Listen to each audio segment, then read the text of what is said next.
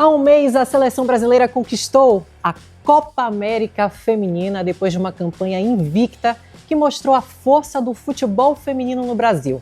E eu vou conversar agora com quem conduziu esse grupo até o 9º título continental, Arthur Elias. Muito obrigada por esse papo aqui na CBF TV para falar dos bastidores e do trabalho feito até essa conquista. São muitos motivos para comemorar, né, Arthur? Obrigado pelo convite, é um prazer falar com a CBF TV e a gente falar um pouco dessa conquista que foi a minha primeira, né, e muito importante para a seleção brasileira.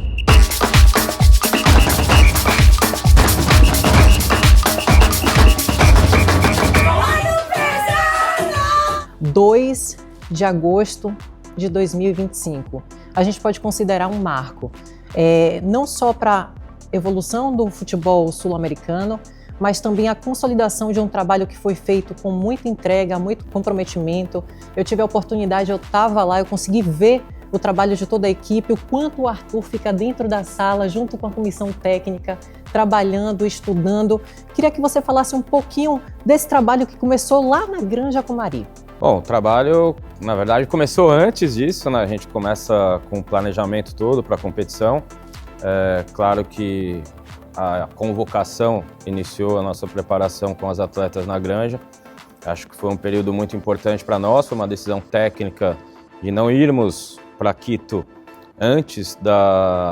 muito antes, né, do início da competição, por questão de adaptação da altitude, a gente poderia ter escolhido isso. Mas a escolha da Granja é porque a casa nossa, o centro de treinamento da seleção, um lugar de muita paz, um lugar que a gente tem toda a estrutura para trabalhar, campos excelentes para a gente treinar. Então, tudo muito fácil, né? Alimentação, o descanso das atletas, os quartos. Então, isso facilita, né, o trabalho de todas as áreas para fazer o melhor para jogadores. Também aproveitamos algumas atletas que não iam, né, para a Copa América, para conhecer um pouco mais de perto, trazer elas para dentro do nosso trabalho e também uma semana que foi muito bem aproveitada para que a gente conseguisse deixar o grupo num pensamento parecido dos desafios que a gente tinha pela frente. Aproveitando que você falou de desafio, eu acho que vale a gente destacar o trabalho do Núcleo de Saúde e Performance nesse desafio de altitude, de nutrição, alimentação, departamento médico, que foi um trabalho muito bem feito. Para você que tiver curiosidade, a gente tem um conteúdo especial, um vídeo que a gente gravou lá em Quito, mostrando os bastidores, como é que é feito esse trabalho com todo esse grupo. Então, isso é muito importante, né, Arthur, na preparação? Bastante, sempre na preparação durante a competição, mas quando a gente soube, né, da sede Quito, a altitude ela traz algumas preparações específicas, como a suplementação de ferro, a gente fez um trabalho com o Respiron, um aparelhinho que aumenta a capacidade pulmonar. Então, enfim, algumas situações que tanto a parte de fisiologia, a parte da nutrição, também a parte da psicologia, parte médica, de preparação física, todos eles nos auxiliam, né, a tomar as melhores decisões para as atletas começaram a se preparar até antes de irem para a Granja, foi o que aconteceu. E depois lá na Granja a gente vai, né, aprimorando ainda mais a preparação e também aliado ao plano que a gente também previamente, né, já estabeleceu para a competição, né, como a gente ia jogar a primeira fase, as possibilidades de mata. E aí a gente vai ganhando tempo, né, assim, com esse planejamento anterior. Então, o Núcleo de Saúde e Performance hoje trabalha muito próximo à comissão técnica. Eu considero tudo uma coisa só, né? Porque a gente tem reuniões semanais com todos os profissionais. Aqui, obviamente, na CBF, dia a dia ficam mais profissionais da parte mais técnica, mas que a gente sempre tem um pensamento integrado, um pensamento que a atleta, para ela estar na sua melhor performance, ela precisa do apoio de todos.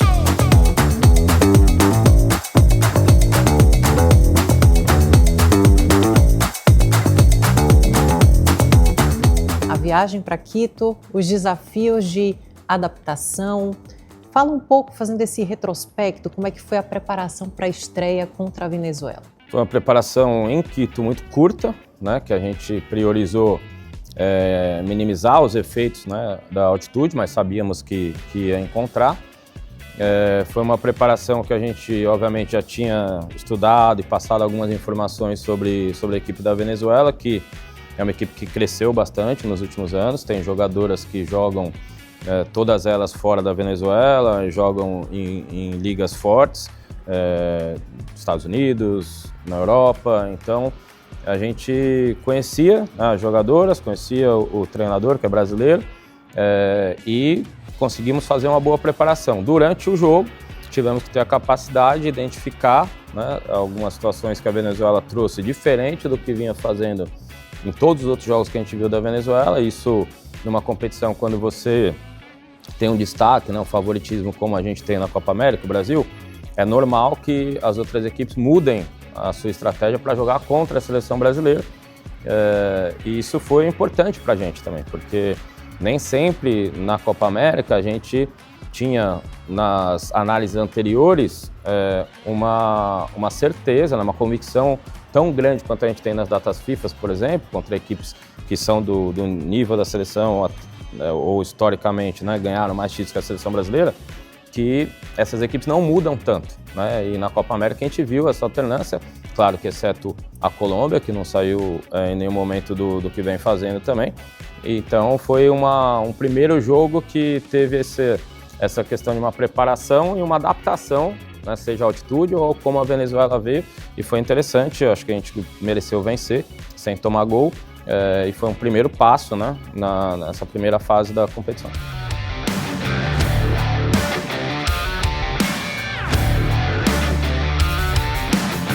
Mesmo sendo um curto período de treinamento e de preparação, o que eu ouvia muito na coletiva, as falas das atletas, elas sempre traziam a questão do modelo de jogo, da intensidade, da mentalidade vencedora. Então, eu sei que é um desafio unificar o time com o mesmo propósito em relação a treinamentos, mas parece que todo mundo que já passou pela seleção e sob seu comando já tem aquilo internalizado.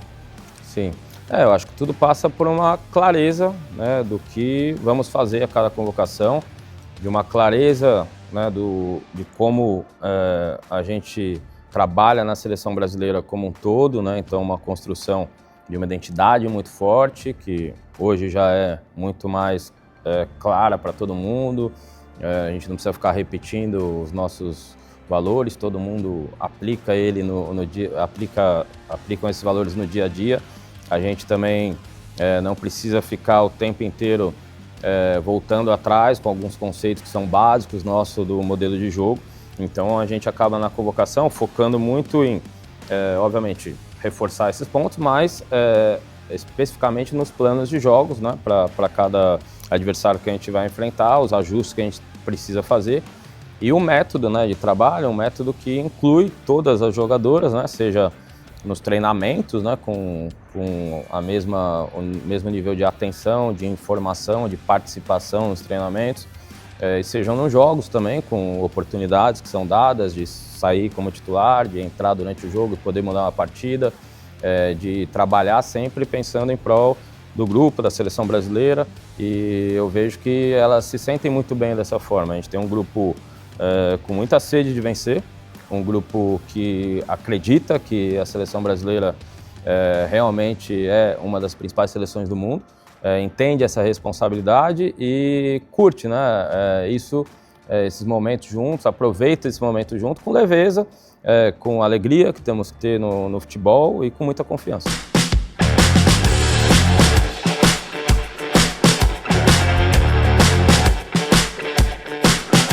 Tive a oportunidade de estar em muitas convocações com você, acompanhar, exatamente, e para mim é um privilégio, e poder ver uma mudança de postura.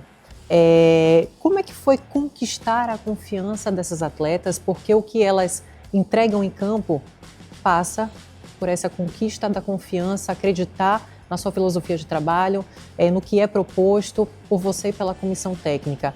Ana, assim, eu estou há muito tempo no futebol feminino, né? Eu vejo que existem muitas histórias, né, de cada jogador, existem semelhanças nessas histórias, existe um trabalho do futebol das mulheres aqui no Brasil que por muito tempo, né, ficou muito escondido, que, né, teve muitas barreiras e continua havendo barreiras, mas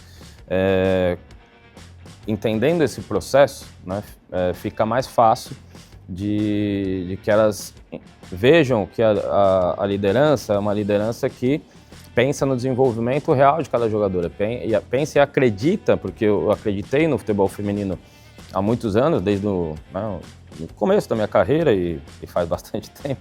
Então, não, vai fazer, calma, vai fazer com... 19 anos. Isso, 19. Então, assim, eu acho que é algo natural, que também não é só meu, é da minha comissão técnica, de todo o staff. Entre elas, né, essa confiança, ela vai se fortalecendo com o dia a dia nosso. E agora, completando quase 2 anos já na seleção, né, isso está muito forte. Isso é algo que a gente sabe que tudo que a gente vive na seleção brasileira é de verdade, tudo que a gente vive na seleção brasileira é muito claro, né? Os critérios são muito claros, o que se tem na seleção brasileira é algo que a gente precisa valorizar como estrutura de trabalho, né? Uma estrutura que a CBF nos dá que não fica atrás de nenhuma outra grande seleção do mundo. Então nós temos, né, para mim, as melhores jogadoras de futebol tecnicamente, né, naquilo que eu gosto como a essência da jogadora, né? Mas é óbvio que a gente precisa aproveitar isso para fazer uma equipe organizada, sincronizada dentro do campo e com essa mentalidade de confiança, de desenvolver, né, a qualidade que elas têm para um jogo também coletivo, né, ainda que algumas situações eu insisto muito com elas, né, de não perder o 1 contra 1, né, verticalidade, objetividade dentro do jogo. E também, obviamente, a responsabilidade que se tem quando veste a camisa da seleção brasileira, porque o impacto para todas as outras gerações que vão vir e o orgulho que pode dar para gerações que já foram é um impacto muito grande, né? Então, a gente sabe de tudo isso e trabalhamos aqui para que cada vez mais a seleção tenha esse impacto positivo. Falando da final, Arthur, eu estava lá, porque a gente aqui da comunicação fica ali na área técnica acompanhando o jogo, depois desce para o gramado para fazer a operação de jogo. E eu vi que você estava muito sério, concentrado. O que passa na cabeça de um treinador minutos antes de uma final em que parece que está tudo decidido e não está? A gente sabe que nunca está. Para mim é natural, passa a mesma coisa que passa em todas as partidas, que é o foco, aquilo que eu preciso fazer, né? A leitura do jogo e as tomadas de decisões, as interferências que eu preciso fazer no jogo. É claro que para o treinador você consegue interferir mais nas substituições, também no intervalo, ou alguns momentos que o jogo pausa e você consegue falar com um pouco mais de tranquilidade e tempo, né? Ainda que pouco tempo com as atletas, mas o feedback ali na beira do campo, né? Eu sou um treinador que gosto assim, de estar junto, jogar junto, né? E com bastante energia lá dentro do campo. E muitas vezes a gente precisa ter uma escolha, né, no como falar com a equipe. Então, para mim, nesse momento, não era mais algo tático importante, porque a gente já tinha se postado bem no final do jogo, ainda que a gente está falando dos últimos minutos mesmo, porque a Colômbia fez um gol, não me lembro, 87, uma coisa assim. Tinha mais 5, né, então a gente tinha aí 8, 10 minutos, né, para conseguir fazer o gol. E a gente tinha que manter a equipe acreditando, né? Então, isso já é um trabalho anterior, como a gente falou do nosso ambiente já tem essa mentalidade. As atletas hoje eu sinto que elas confiam nisso, que a gente pode sempre, né, virar um jogo, fazer um gol decisivo no final da partida, e precisamos tomar, né, toda a concentração e tomar todos os cuidados para que isso não aconteça com o adversário fazer na gente. Então a gente tem isso no nosso trabalho, mas naquele momento meu papel é reforçar, né? Então eu ficava muito incentivando para que elas acreditassem, que elas tentassem mais 1, 2, 3, quantas vezes fosse necessário, e se entregassem, né, até o final. A minha tranquilidade, né, além do foco, de certa forma, foi porque a gente começou mal o jogo. O primeiro tempo foi da Colômbia, né? A gente cresceu no segundo tempo, foi um segundo tempo melhor nosso, então a gente, né, durante o jogo vinha crescendo. Também uma tranquilidade que se a gente perde a Copa América, por mais, né, como a nossa cultura é, e o efeito muito ruim e negativo que isso ia ter, que eu sei, né, o tamanho, eu, como liderança e treinador, eu acredito no meu grupo, nas minhas atletas, no meu trabalho, não ia mudar nada tão significativamente um resultado negativo para o que a gente está fazendo, que é realmente pensar na Copa do Mundo. Mas é óbvio que era uma importância muito grande e da maneira que foi, né, eu acho que são coisas que fogem também somente desse nosso plano de trabalho, né, da nossa entrega, da nossa parte tática, do confronto contra uma grande seleção que é a Colômbia, mas, né, dessas histórias grandes e lindas que o futebol proporciona, né, como foi o gol da Marta, enfim, tudo que aconteceu no jogo na prorrogação depois.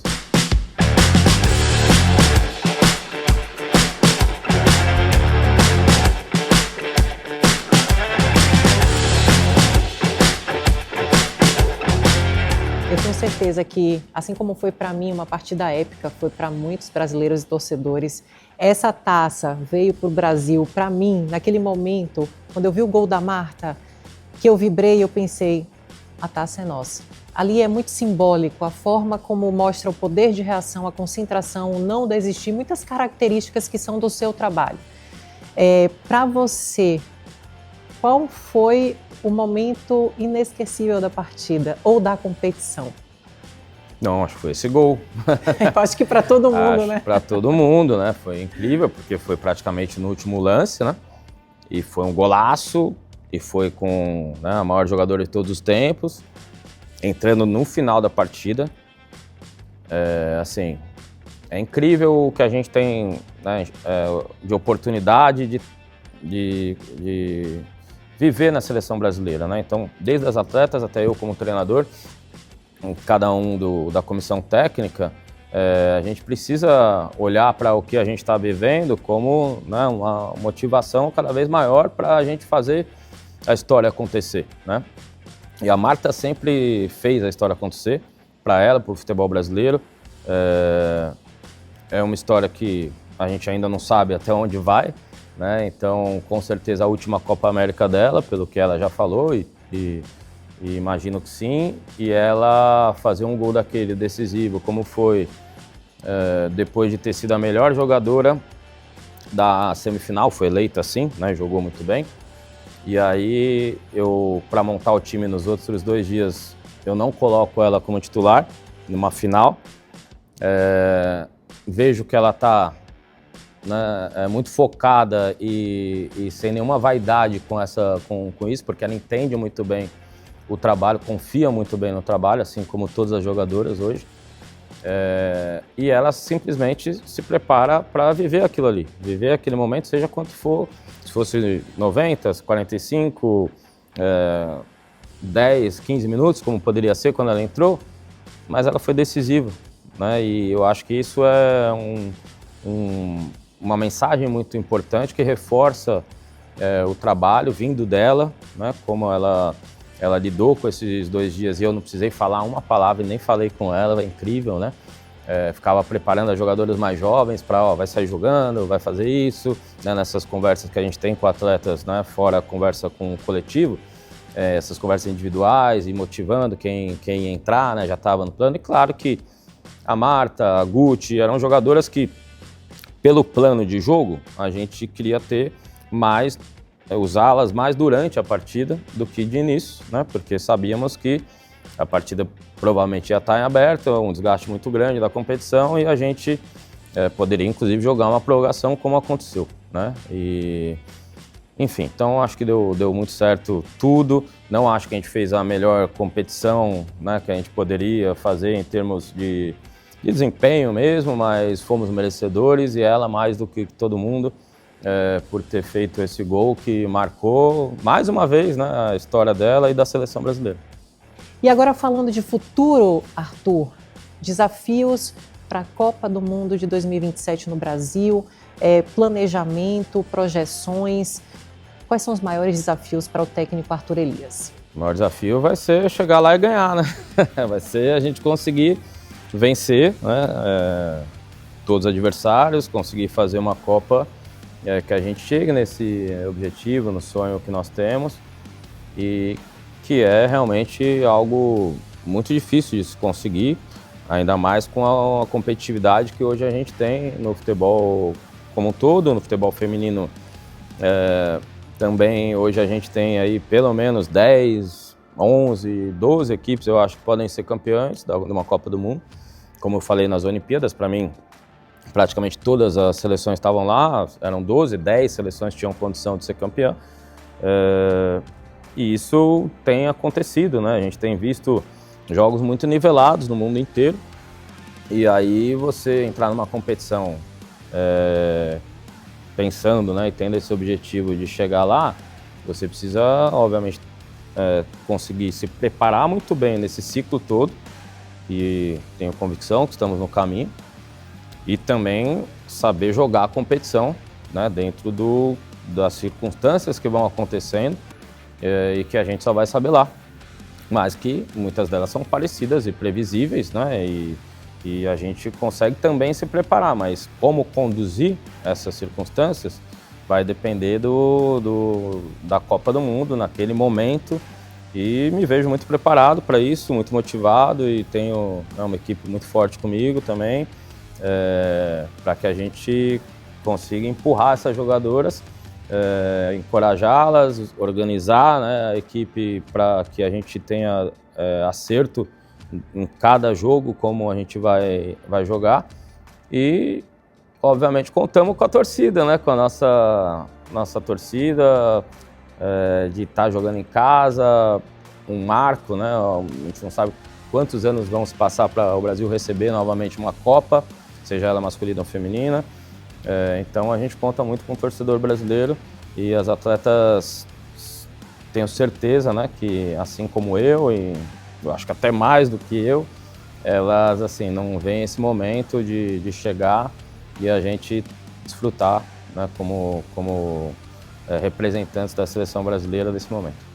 Lá dentro é o seguinte, ó, é o olhar atento, né? Olhar atento, é a força do corpo de vocês, certo? É a fé no coração que tudo vai dar certo, é a claridade no pé, né? Vai junto, vai o tempo inteiro, visualizem o melhor jogo de vocês, façam o melhor jogo de vocês, certo? Vai com Deus todo mundo, a gente vai ser campeão hoje. E pode ter certeza que você tem a torcida da gente aqui pelo seu sucesso, para que você continue mantendo a nossa seleção forte, para que a gente conquiste essa Copa do Mundo em 2027. Sucesso para você, Arthur. Muito obrigada por esse papo aqui na CBF TV. Obrigado e tamo junto. Vamos fazer mais vezes, né? Vamos informando o pessoal, vamos, né, fortalecendo essa atmosfera para a Copa. A gente vai ter aí amistosos agora da data FIFA contra grandes seleções, né? As seleções europeias. Vamos ter um ano que vem também muito cheio, né? Não tanto de datas FIFA, são 5, mas assim, de muito trabalho, né? Com um ano que vai ser determinante também o próximo ano para essa montagem do elenco, né? Do grupo para a Copa do Mundo de 27. Temos uma Copa masculina e a gente precisa, né, tentar de alguma forma envolver, né? E ter orgulho de ter 2 Copas agora muito próximas, né? Com grandes seleções, grandes trabalhos, né? O Brasil está muito bem representado e eu tenho certeza que a gente vai viver um momento especial para o futebol brasileiro, tanto na Copa masculina quanto na feminina.